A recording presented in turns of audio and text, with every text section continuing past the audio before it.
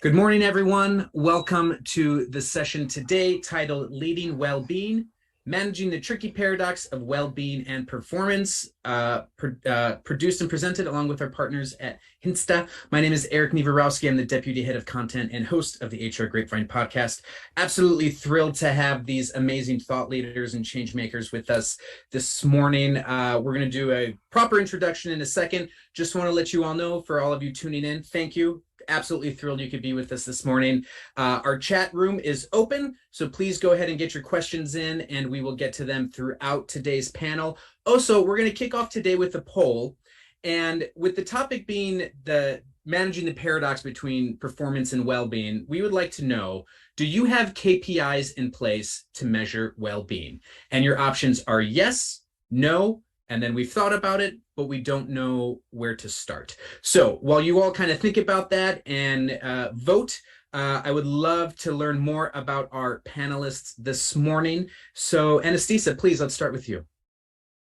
Thank you so much. So thanks for having us, first of all. Really, really excited about this session. My name is Annastiina Hintsa. I'm the CEO of Hintsa Performance and a second-generation entrepreneur. Our mission at Hintsa is to help individuals live better lives and, as a consequence, perform better. The company was originally founded by my father, Dr. Hintsa, about 20 years ago. We got our roots in sports, so I've been coaching athletes, Formula One drivers for over 20 years with 16 world championships and 96% of podium places in the last 9 seasons. So sort of like our human test laboratory. Most of our work today is with organizations, leaders, politicians, musicians, you name it, across the board. So I'm Dr. Noémie Le Pertel, and I'm the founder and CEO of the Center for Positive Leadership and the Institute for Global Flourishing. And I don't work predominantly with athletes when it comes to performance, but more organizational leaders. And my focus is really on sustainable resilience and human flourishing. So looking at the well-being from not only the personal individual landscape, but also the organizational health metrics, and helping bridge the gap between the science, the research, as well as the practice. So that is a little bit about my work, and I'm excited to be here. Thank you for having me. Yes, thank you both. And in case if anyone can notice, Dr. Le Pertel, with her dark background, she is joining us from New York, in good old USA. So thank you so much for waking up early and joining us. Yeah. Happy to be here. Yeah, so great. We have our poll results and they're still kind of coming in. But again, do you have KPIs in place to measure well-being? Yes, at about 15%, no at 56%, and we've thought about it, but we don't know where to start at 30%. So it seems to me, and you two are the experts here, but it seems like this is a good session to kind of talk about this, right? So we have a jam-packed session. I want to get right into it, and I want to just start off with a little bit of context.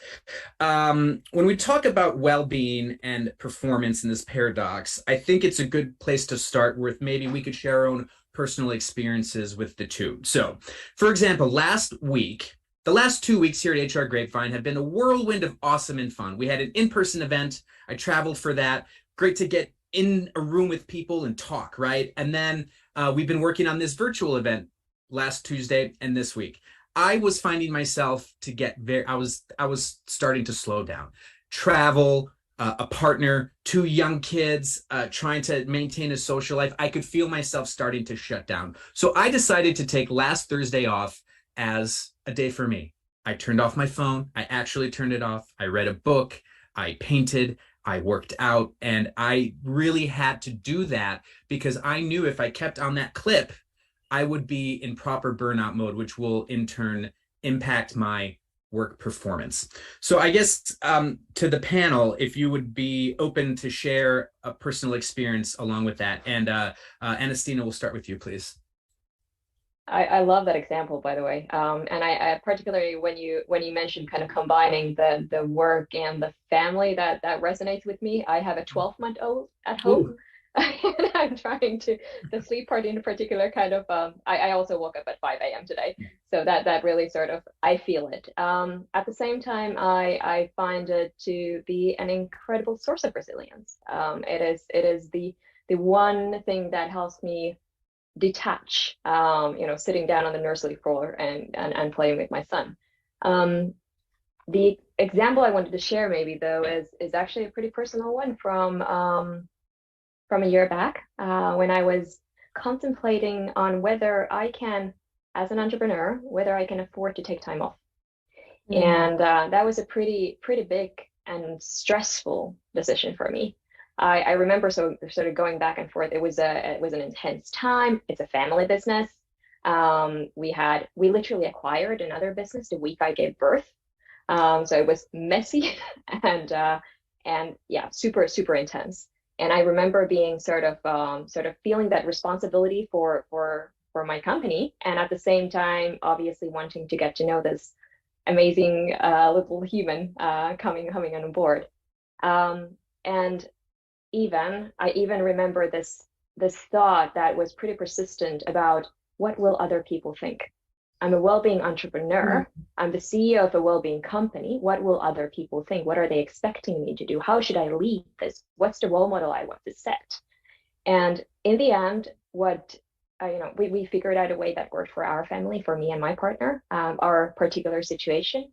And the key takeaway for me from that whole experience was that this is personal. Well-being is personal. You need to find out what it is that actually works for you, and what works for me might not be the same that works for you. And I think that was that was my key takeaway from that particular example. May I ask how much time you did take off? Would that be okay? Yeah, of course. I took 3 months. My partner took another 3. We split it half, and that was amazing. We both got to actually spend quality time with Aaron growing up, and now I work quite a lot from home. And yeah, it's not black and white for me, but I don't want it to be, because I feel like work actually positively contributes to my well-being. And I believe that I'm actually a better mother for being at work, and at the same time, I do hope that I have actually become a better leader, more stress resilient leader too, as a consequence of having a small one. Thank you for bringing up the gray area, because that is something that is so important. I really appreciate it. Dr. Le Pertel, any personal examples, experiences, how you balance well-being and performance? Thank you. Well, first I want to say, Stina, you brought up so many nuggets of wisdom, from understanding the expectations others have of us versus our own core values, and being able to differentiate between those two sometimes different conversations, right?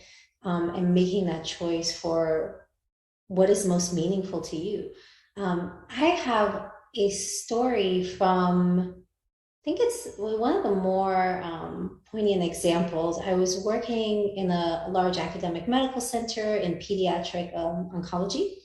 And so I was treating kids with cancer and adults. And I was charged with running programs on resilience, burnout, and well-being for our medical providers and staff and senior leadership. And the work was so intense, and I kept hearing expectations from others. Well, it's so great. You're resilient. You can handle it. You can go on with no lunch break. And I was looking at, well, what's the source of the burnout? Is it enough to give a program during a lunch hour that not everybody can attend because the system is not necessarily conducive to well-being? Or do we need to go to the system? And so what I found was, when I was there, I was high performing, I was present, I was connecting with everyone. And over time, I realized that when I got home, I had no energy left for me or the ones I loved. I needed like hours of decompression time, couldn't really connect. And so while I was meeting those expectations, it wasn't sustainable, right? And this is what got me really interested in what are the system level drivers. And then the own journey to designing my work and the ratio of work that was both fulfilling and meaningful, because certainly pediatric oncology was, as well as sustainable for my energy and the people around me and what I was modeling. Great. Thank you. Thank you both for sharing those. We don't get too personal in these HR conferences, but I feel it was a great way to add context to where we're going to steer the conversation now. So let's do that, right? This session is titled Managing the Paradox of Well-Being and performance. And paradox is really a loaded term for a lot of people. So I guess I'm wondering, we're all wondering, what does this exactly mean? And what does it mean to lead well-being and performance while managing this paradox? So Annastiina, please, let's start with you. So I guess the place to start with would be actually to define paradox. What do we mean by a paradox? And the way we define it is it's a situation or a statement that seems impossible or very, very difficult to understand because it contains two essentially opposing facts or characteristics. It's like yin and yang. And from my point of view, leadership is actually all about paradoxes. If you think about it, you have profit versus purpose, you have change versus stability, and you have well-being versus performance. And it's not, these are sort of conflicting, but interlinked goals or objectives. And you're not necessarily even looking to solve them. You're looking to manage them. You're looking to balance them. It's not about either or, it's about both and. And that's what we mean when we talk about paradoxes and leading them. And in the end, it's similar, leading well-being and performance. It's similar to managing any other paradox that you would have in an organization. You start by defining it, diagnosing, planning, acting, and then measuring the outputs. It's simple. Yeah. Well, you put it like that, it sounds pretty simple, but I do like how you mentioned how you can you solve the paradox, or is it just about like managing the two of them? And is a paradox sort of this like gray area that you kind of alluded to before? I would say so. I don't think you're not even looking to solve it. You're looking to manage it. You're looking to lead it. And that balance, by the way, between the two, that's not, stable either. That changes over time. That changes depending on the situation that you're in. For a period, Naomi, what you were describing, for a period of that work, maybe it was sort of more linked, maybe it was more intensive for a little while and you were more focused on the performance side, but then you need to switch back to your well-being side, or what you were describing in the beginning of the session. That was also, your example of having to take a day off in between of an intense period. That's an excellent example of like, hey, we can go more intense for a little while and then we need to take time off. You are essentially describing what athletes call periodization. So it's understanding the fluidity of it, right? And 100%. to identify it. Dr. Le Pertel, interested. I would love to know your thoughts on managing this well-being and performance paradox, please. I think this is a really, really important question. So one of the top leadership competencies in the new normal, in this context of the future of work, is managing complexity. And paradox is an extension of that. So I think Stina made an excellent point about one arising from the other. And so oftentimes we need that recovery time because we've engaged and stimulated ourselves and challenged ourselves. And had we not been in that zone of challenge, of growth, of engagement, then it would be a little bit harder to relax, right? So when you don't have enough stimulation, you're not in that zone, the rest is not always as meaningful, and vice versa. Without adequate recovery time, you can't bring your full best. Like you might think that sitting at a computer for 13 hours straight is quite productive, but we know from cognitive and neurosciences that your productivity decreases. And so finding that fine-tuned balance and harmony, like you said, is really context dependent. And so our ability to manage complexity, I would say, not only is it's essential, right? So it's not only that it's something we need to manage, but I think it's something that we need. We need those opposing forces to thrive and be our best. So I think it's actually a positive challenge. Yeah. Thank you. I'd like to jump ahead one question again, and I'd like to start with you here, Dr. Le Pertel. How do we manage this then, or how do we quantify it? How do we measure it? As we saw from the poll results, it seems like it's a really hard thing to put a KPI behind, and especially if we're talking about this sort of, I'm going to, use like an audio waveform. If it's a constant up and down, if it's a constant ebb and flow, how do we go about quantifying that through data? I'd love to hear your thoughts. Yes, another really important question. I think that culturally, we tend to think of well-being as a fluffy concept, right? Oh, it feels good. And because it feels good, it's not hard science. And yet we have many performance indicators, well-being and human flourishing indicators. So I'm a senior fellow with the Harvard Human Flourishing Network, and it's housed within the Institute for Quantitative Social Science at Harvard University. And what the team of scientists there does is really look at quantifying behavioral science from, from the sense that we can actually measure the impact not only in the moment but longitudinally.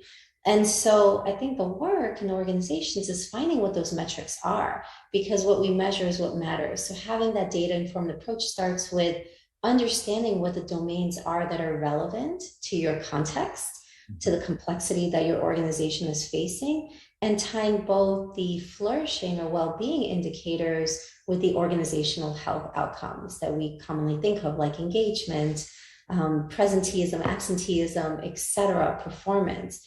And so when you get a snapshot of the two, then you can start to understand what those drivers are and where to invest resources. And then you can also measure for efficacy.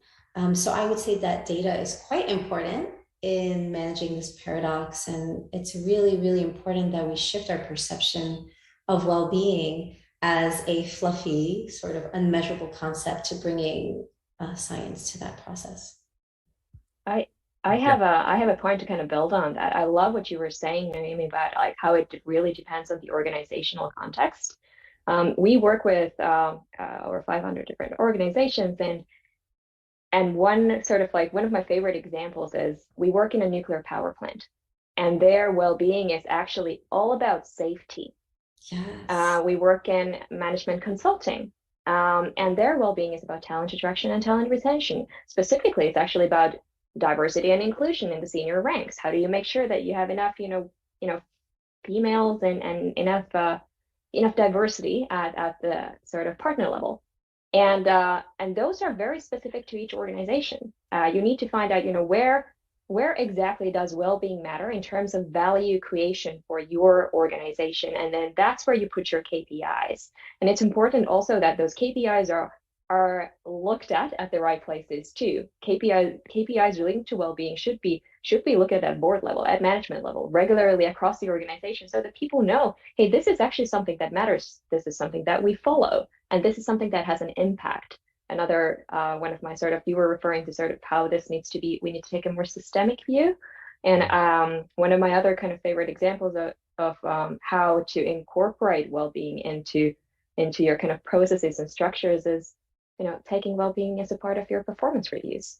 We literally have an organization where we incorporated the question, does my manager care about my well-being into their performance review criteria? And that's a very different question. We're typically thinking about KPIs from the company benefit point of view, and that's actually flipping it around. We're thinking about the benefit for the employee, which is a pretty, I'd argue it's a different mindset.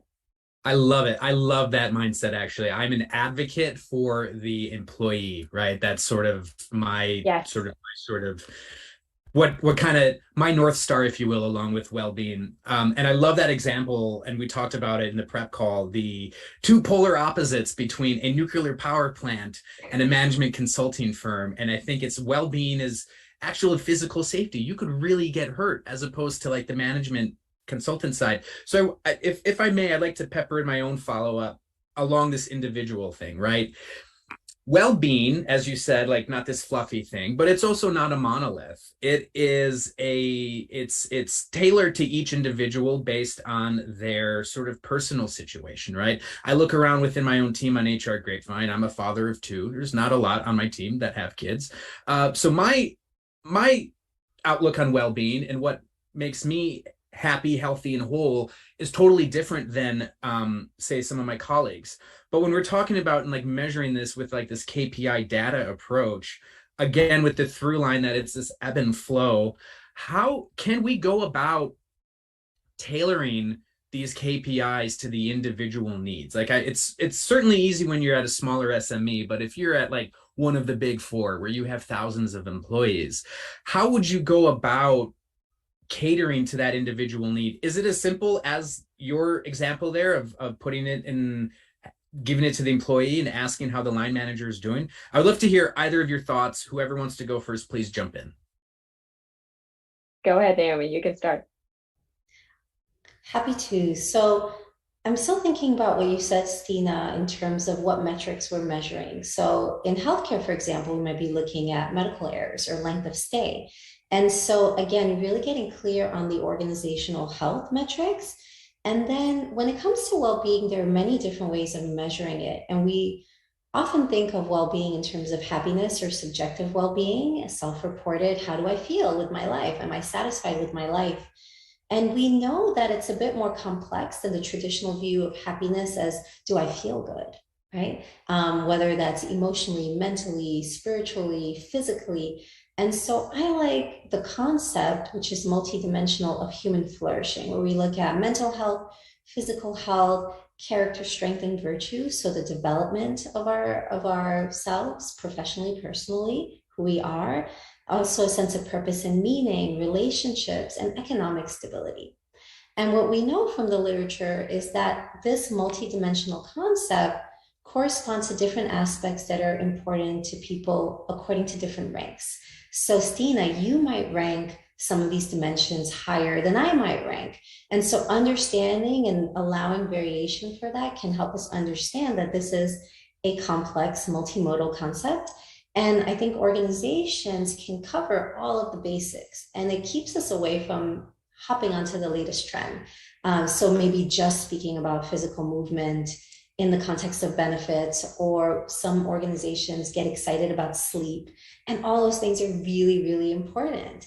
And I think having a robust, multidimensional suite of offerings that can be tailored and customized to the individual employees, and then pull out the metrics that matter for the organization, both for the individual, and tie that to the performance as a whole, is really important. So I would say, yes, it's individual, and because it's customized, having some kind of service that customizes to that individual's definition of flourishing, you can maintain all the elements, but again, make that journey more personal. That's great. I love the concept of flourishing, by the way. I think that's what we should be talking about much more in the context of work. And when we talk about well-being, what I find nowadays is that we often link it to, we talk about it in terms of the negatives. We talk about, avoiding burnout, for instance, where we talk about Yes. burnout risk, as opposed to thinking about, the positive impacts of well-being, which we know are incredible. Like we say that better life leads to better performance. It's a prerequisite for Yes. sustainable human performance in the long run. And it's not something you try and, do over the weekends or maintain on the side of your job. It actually is a prerequisite. And I think that mindset shift is coming. It's on its way. We're starting to get there, but it's still a pretty big shift that we need to make. So we have sparked a lot of ideas this morning, which I think is great. The audience questions are coming in fast and furious. Would it be okay if I start, if I address a couple of these? And I'm just going to pull one out here. I personally love this, and I would love to hear your thoughts on this. And this is from Jan or Jan Spire. I sometimes get the impression an obsession with quantified self, wearables, and perfectionism, right? So Fitbits, Apple Watches, that sort of stuff. With that, there's always a bar to measure ourselves against peers to compare yourselves with. Do you think that this is making us miserable? And how much is acceptance of imperfections important for happiness? I absolutely love that question. I mean, I can start with that, and maybe kind of building on what we were discussing about how to measure this on an individual level too. Yeah. I mean, we talk about a model called the Circle of Better Life, which is very similar to what Naomi was describing in terms of looking at, both physical and mental health, but also your sense of identity, your sense of purpose, and your sense of meaning in life. And those things combined, what we believe is what was the foundation of human health and well-being, and as a consequence, the foundation of performance. Now, we do look through digital tools and through we do look at wearable integrations. We will play you back your data, but when it comes to wearables, I think I'm a little bit saddened by the fact that quite a few of us, in order to, I heard this from a client who was like, "Yeah, I really need to check my watch or my app to know how I slept. I wake up in the morning, and in order to know how I slept, let me." I asked him the question, "How did you sleep?" Let me see. Like that should not be a question that you need to see somewhere. You should be able to, know in the morning whether I feel refreshed, whether I actually feel like I slept well or not. Not check your app for that. Yes, your app, your wearables can be helpful in terms of, in terms of awareness, in terms of accountability, in terms of motivation, that can be helpful. But I think it kind of goes, my point of view is that it is equally important, if not more important, to really learn to listen to your body as well, and the signals that your body is trying to give you about whether you are recovering enough, whether you are exercising enough, how do you actually feel. And yes, to the question of whether accepting your imperfections, we talked about ebb and flow. That's all about it. It is about accepting your imperfections. I believe that. Naomi would be super interested in hearing your point of view too. Thank you. I had to take some notes on what you were describing because I think it's such an important angle. So it's like we're outsourcing our awareness to technology. And Mhm. so in this quest to be objective and have the hard data, which is so important and valuable, there's a risk that we forget how to tune into ourselves, right? And so I think it can be helpful if you see whether or not your own subjective impression matches the data. But if you, again, outsource it, then you're losing a sense of agency over that innate physiological process. So, really, really interesting. I think, well, we know that self compassion is also critical when it comes to behavioral change. So, being able to, again, understand the complexity of the context of the different levers and to work with those and accept the reality for what it is helps us to change it. So, I think, yes, that perfectionism, we call it different things, but I think getting at the heart of gamification in society, we know that it's helpful to have those behavioral nudges. And yet we have a conflicted relationship when it comes to competition in our society. On one hand, we admire athletes and their performance in competitive sports. And on the other hand, it's not acceptable to be competitive, right? Only compete with yourself. And so I'm thinking about Gallup research on different strengths. And one of those strengths in the 34 Clifton Strengths profile is competition. When I heard about this, I was like, well, how is this a strength, right? We constantly hear that this is not a good thing to embody. And yet, for some people who embody this typology, it can be powerfully motivating. And it's not so much about one-upping another person, but the healthier expression of that is really understanding benchmarks. So it comes back to data. I want to see what's possible, and I want to see that in another person so that can inspire me to grow. And so I think having those exemplars of positive performance that are doing so in a way that is sustainable can be really powerful. So I know, Stina, in your platform, you use gamification like you described, and I think that's a really amazing tool to give people a sense of what they can do. Exactly. I think there's another kind of key theme that comes to that is, and it's about, where do you set the bar? I think that was also part of the audience question. And that depends on the situation that you're in. We talked a little bit about intensities and, the life situations in the beginning. The way we describe it is like in terms of three modes. So you have, a surviving mode, which might be what you have been just experiencing the past couple of weeks, Erik. It's very intense work, deadlines, something that you need to kind of push through. And at that point in time, you're not trying to, go to the gym 4 times a week. You might not even want to try and go to the gym at 6 a.m. at that point in time. You might want to, try and be kind to yourself and go for a walk, have a walking meeting over the phone, or, take a short break, walk the stairs, wherever you need to set that bar in order to get sort of those kind of micro actions or hacks in terms of well-being in, so that you can manage through that sort of intense period. And remember that intense period actually always needs to be, balanced with recovery, as, in order to achieve sustainable performance. you have a performing mode. That's the second one. That's sort of like your more long-term sustainable. That should come from, that should consist of both kind of recovery and, focused engaged time, but in a more sort of balanced ratio. And then you actually have thriving, which is, or flourishing, which is your final state where you're actually, learning, and very high learning, high engagement, flow even. That's sort of like the state that often follows recovery, because you actually have replenished your resources and you're able to get to that state. It is impossible to get to that state if you're in constant survival mode. And it's sort of trying to also think about, where do you set the bar for yourself, depending on, what is actually realistic or feasible, not just depending on, what somebody else is doing right now. Yeah. Yes. I love that. And again, thank you for making me a case study for today's session. I feel like I'm getting free therapy. It's great. For me, I have been able to accept my own imperfections as I continue on this growth and this journey of just happiness is a good offset of it, right? It's a good side effect, but for me, it's just I'm just feeling more well-rounded. And I know it's like it's kind of mantra-ish, but accept the imperfections, right? That's a huge part.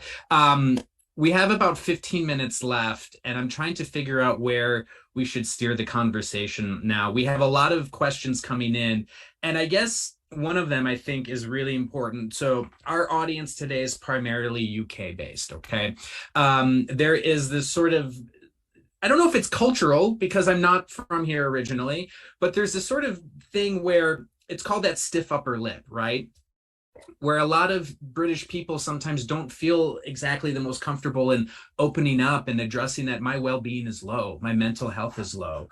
So this is a question that came in a couple different ways. How would you suggest measuring well-being when you have staff members that have difficulty kind of opening up?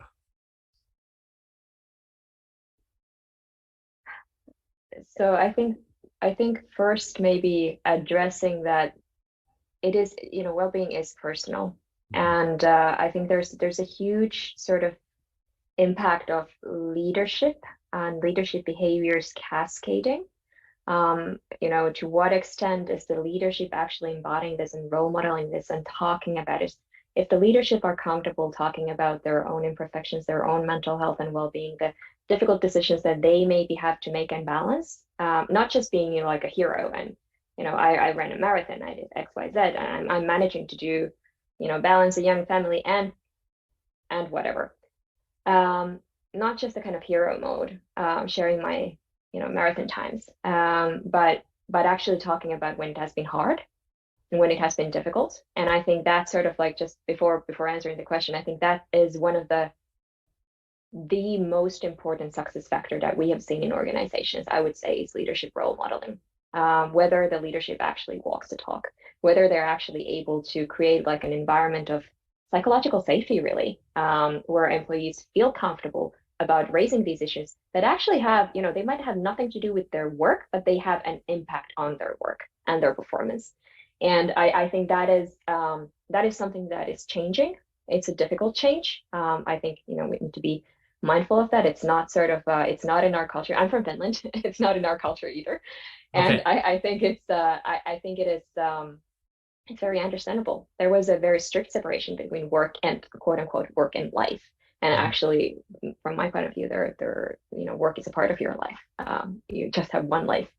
And how to kind of create that, I think actually does start with the leadership, and leadership kind of opening up and role modeling. And then look, sometimes it is easier, to ask via surveys, etc., anonymous.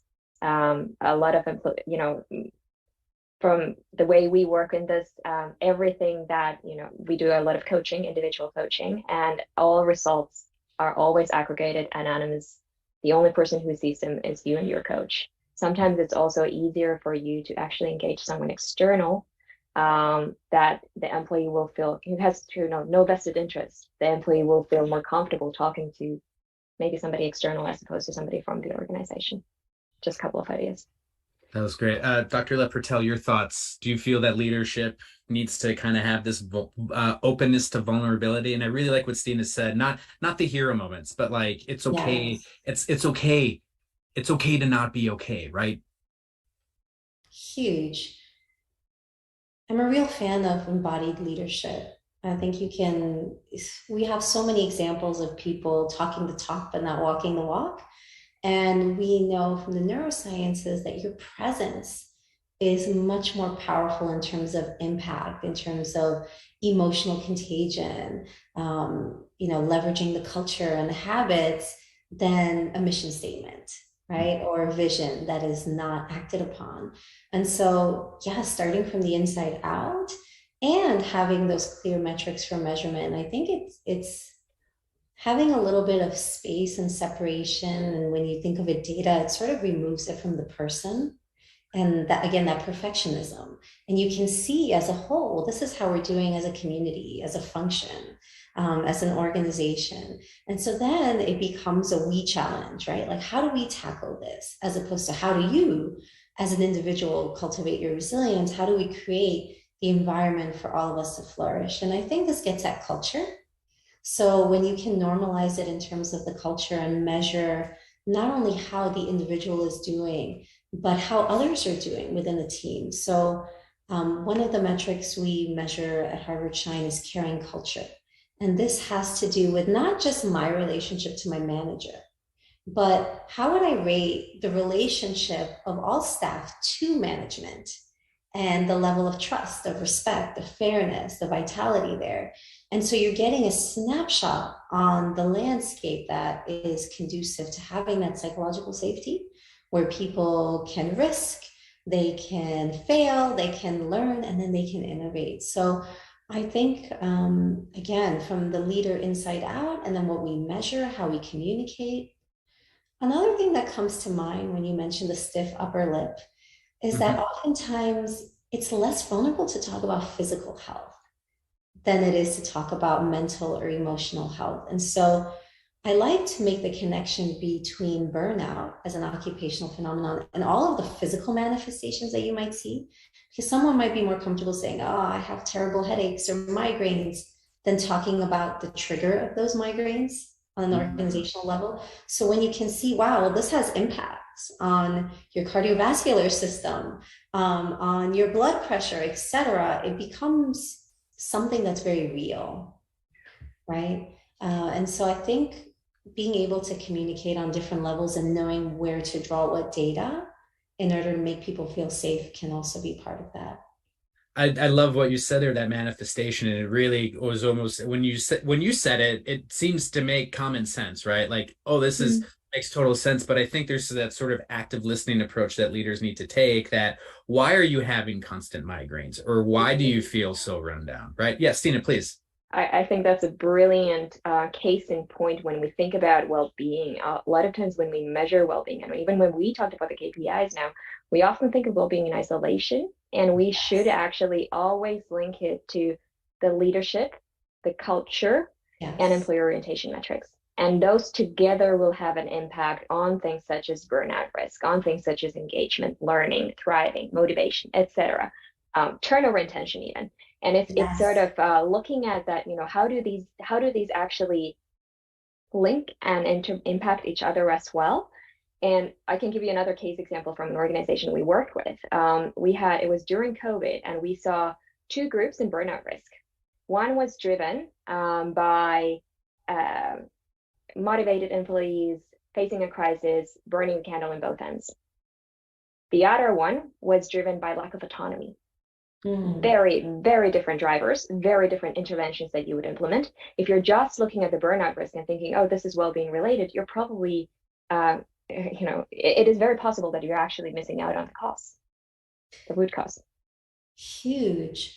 To piggyback on that, I think we also have, I think it's back to your original point, organizational industry specific kinds of challenges. So working with nonprofits or purpose driven leaders and organizations, we find that they are more prone to burnout. And some of that has to do with the sense of purpose and meaning, which is a driver for well-being. And yet, out of check, it can lead to burnout and exhaustion because organizations, according to the literature, who have purpose-driven employees and workforce can be at risk for exploiting their people. So, while Stina, you're so passionate about the work, it's okay for you. Thank you for staying later, right? But it's inherently meaningful, so it's okay because it's aligned with your heart. And yet we know that those leaders then are more susceptible to burnout and the career longevity is threatened as well. And so while we may have the love and the heart and the meaning and the energy for that work, we need to realize the long-term impact of that and put those checks and balances. And that's where having those resources, both inner and also in the organization, can be really impactful. So I think that brings us back to the paradox, right? Yeah. Yeah. So this has been a fantastic discussion. I could probably talk to all of you for another 2 hours on this, but I need to be mindful of time. We have 5 minutes left, and I want to take one more audience question that really kind of, I think, is a great concrete way to manage this paradox. And again, thank you for both of your time this morning. Thank you to everyone for your questions. This has been absolutely fantastic discussion. So a question that came in from Claire Cottrell at a research agency: is there ever a time to sacrifice well-being for performance? And then vice versa, is there ever a time to sacrifice performance for well-being? And I'm going to throw it out there. Whoever wants to pick that one up first, please go ahead. Up to you, but okay, sure, I can go first. I think the kind of simple answer is yes, most likely yes. To both? To both. Yeah. To both. Because it's not, I think this goes back to the paradox, it goes back to the complexities, it goes back to the situation and the context. It is contextual, and it does ebb and flow. There will be periods of higher intensity when you actually probably are in the short term, but very important, in the short term, momentarily, you are prioritizing performance over well-being.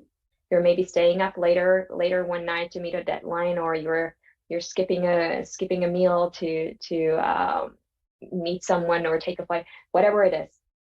There will be kind of momentary times when you are pushing a little bit harder, and that's when it is important for you to sort of define the minimum level that you need in order to make that, in order to make it through that period of time. What's the kind of, where do you set the bar? What are the things I am not willing to compromise, irrespective of of the intensity of work and the demands of the work? And I think that's really important for each individual to define for themselves. What's the minimum level that I'm not willing to compromise?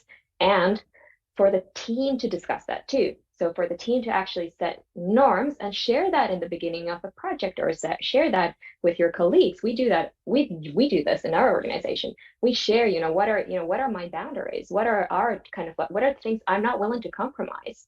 That might be my, my meals with my family, or whatever it is.